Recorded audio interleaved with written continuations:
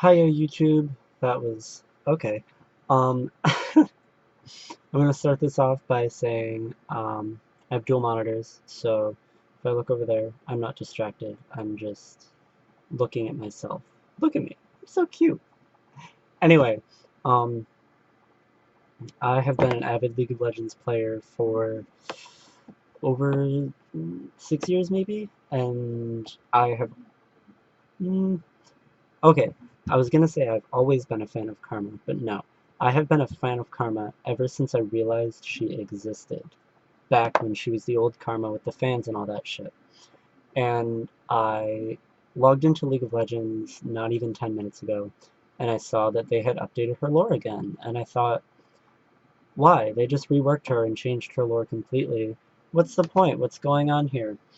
So I figured that I was going to explore this whole thing with the three people who watch this, and I'm just going to read aloud the updated Karma lore, and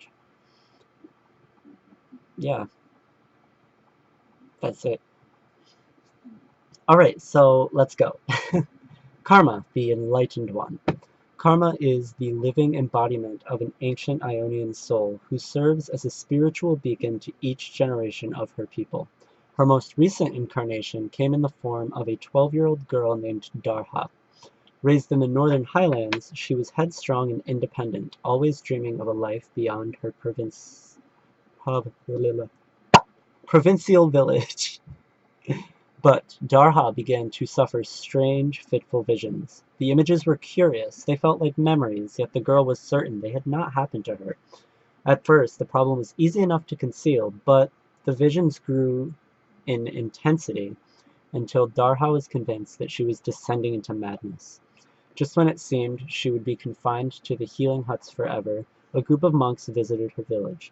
They had come from a place known as the Lasting Altar, where the divine leader Karma had passed away some months earlier. The monks were in search of the old man's next incarnation, believing him to be among the villagers. They applied a series of tests to everyone they met, but eventually prepared to leave empty-handed. As they passed the healing huts, Darha threw herself out of her cot and ran to stop them. She wept, telling them of her visions, and she had known the monks' voices from the babble in her head. They recognized the signs immediately. This was their karma. The visions were past lives rushing to fill a new vessel. In that moment, Darha's life changed forever. She bid farewell to all she'd ever known, and journeyed to the Lasting Altar to learn from the monks. Over the years, they taught her to connect with her ancient soul, and the girl lost my place, sorry. And the girl found her own voice drowned out by thousands of others, each espousing the wisdom of ages past. Karma had always advocated peace and harmony, teaching that any act of evil would bring about its own repercussions and required no response. But then, even as she became Karma, Darha struggled to understand this simple truth. Indeed, these philosophies were truly tested when Noxus invaded Ionia. Many thousands were killed as the enemy warbands advanced inland, and Karma was forced to face the harsh realities of war. She could feel the immense destructive potential that swelled in her soul, and with it, the impetuous voice of young Darha screaming, "What is the point of this power if not to use it?" Karma agonized over this. Eventually, wow, I'm just not feeling it today, wow. But I'm just gonna keep going. Eventually, she compromised, deciding to kill just one person, but it had to be the right person to kill. She confronted a Noxian commander at the dock of his own war frigate and unleashed her divine fury. But instead of a single, measured attack, she obliterated the entire vessel and its crew in a heartbeat. Though the Ionians rejoiced at this apparent victory, Karma was left strangely empty. The voices that had spoken so clearly in her mind now fell silent, and she felt Darha was returning to prominence. This brought little comfort, however, as she realized she had made a big mistake. She returned to the Lasting Altar to meditate and perform penance for upsetting the spiritual harmony of her homeland. Killing would always be easy, but came at the cost of true enlightenment. She had already tarnished her own undying soul along with those of her followers, and she would try her utmost to do no further injury. Though the war with Noxus is now long over, there are still many in Ionia who have become only too glad to meet violence with violence, even against their own neighbors. Karma had pledged to guide as many of them as she can to more peaceful means, and with every conflict she averts, more of the lost voices return to offer their eternal wisdom. So the way I'm kind of feeling about this new lore is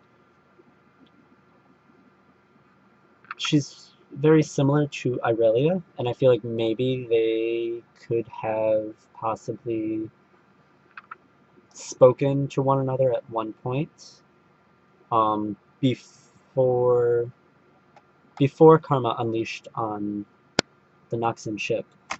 And I don't know. I feel like maybe Irelia, because everybody knows that now Irelia has realized that peace isn't always the easiest way to go, because with peace I feel like it takes a lot of death and just overall destruction to eventually come to peace. And I feel like Irelia may have had some kind of what is the word I'm looking for? Irelia may have spoken to Karma at one point, or Darha, and that's when Karma decided, like, I'm gonna end this right now. And I feel like now Karma and Irelia might have a kind of bitter relationship because Karma realizes how strong her power is and knows that it would conflict with what she, as Karma and not Darha, feels is the right thing to do. And she's probably going to do her best to try to get Irelia to share those thoughts and opinions. And I don't know. I just really like Karma and I wanted to do a video about it. I'm gonna go now, bye.